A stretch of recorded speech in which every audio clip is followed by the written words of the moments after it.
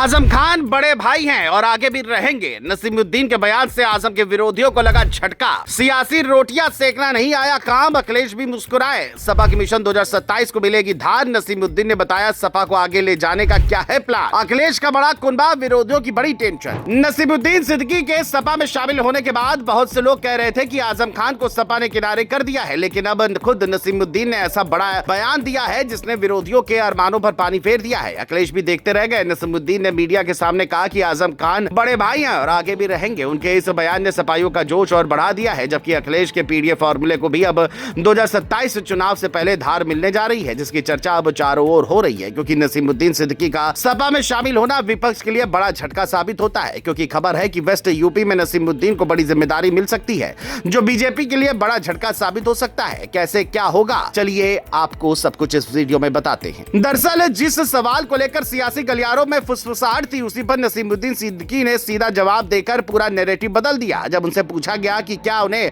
आजम खान की जगह भरने के लिए लाया गया है, तो उन्होंने साफ कहा कि आजम खान बड़े भाई थे और रहेंगे, उनकी जगह कोई नहीं ले सकता। ये एक लाइन सपा के भीतर संदेश बनकर फैल गई। जिन लोगों को लग रहा था कि पार्टी के भीतर मुस्लिम नेतृत्व को लेकर खींचतान बढ़ेगी, उन्हें झटका लगा है। सपा खेमे में ये संदेश गया कि नसीमुद्दीन टकराव नहीं, तालमेल की राजनीति लेकर आए हैं। यही से मिशन 2027 की असली बिसात दिखने लगती है। अखिलेश यादव का पीडीए फॉर्मूला पहले से चर्चा में है, लेकिन पश्चिमी यूपी में मजबूत मुस्लिम चेहरा जोड़कर उन्होंने अपने समीकरणों को और पुख्ता करने की कोशिश की है। नसीमुद्दीन का अनुभव, बसपा और कांग्रेस दोनों का राजनीतिक सफर और संगठन चलाने की पकड़ उन्हें अलग पहचान देती है। सूत्रों की माने तो उन्हें पश्चिमी यूपी में बड़ी जिम्मेदारी दी जा सकती है, जहां भाजपा और आरएलडी के बीच मुकाबला तेज रहने की संभावना है। ऐसे में सपा वहां अपनी जमीन मजबूत करना चाहती है। अखिलेश यादव की मुस्कुराहट भी बहुत कुछ कह रही थी। मंच से उन्होंने साफ संकेत दिया कि ये सिर्फ एक नेता की ज्वाइनिंग नहीं, बल्कि सामाजिक गठजोड़ का विस्तार है। बहुजन समाज और समाजवादी विचारधारा को साथ लाने की कोशिश लंबे समय से चल रही थी। नसीमुद्दीन के आने से यह संदेश देने की कोशिश हुई कि सपा पुराने मतभेद भुलाकर बड़े लक्ष्य की ओर बढ़ रही है। यही वजह है कि सपा कार्यालय में कार्यकर्ताओं का उत्साह अलग स्तर पर दिखा। उन्हें लगा कि पार्टी 2027 के लिए अभी से मोर्चेबंदी कर रही है। विरोधियों की टेंशन भी यहीं से बढ़ती है। भाजपा को यहाँ मुस्लिम वोटों के एकजुट होने की संभावना पर नजर रखनी होगी। वहीं कांग्रेस और बसपा के लिए ये सीधा झटका माना जा रहा है। कांग्रेस पहले ही संगठनात्मक संकट से जूझ रही है और ऐसे में एक अनुभवी मुस्लिम नेता का जाना उसके लिए चुनौती है। बसपा के लिए भी ये संदेश है कि उसके पुराने दिग्गज अब नए ठिकाने तलाश रहे हैं। सपा इस मौके को राजनीतिक लाभ में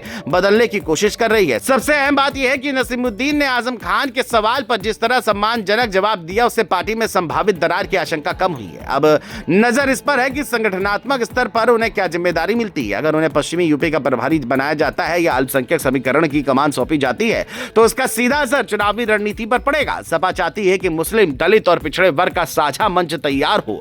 इसी को अखिलेश पीडीए की मजबूती बता रहे हैं। राजनीतिक विश्लेषकों का मानना है कि 2027 की राह आसान नहीं है।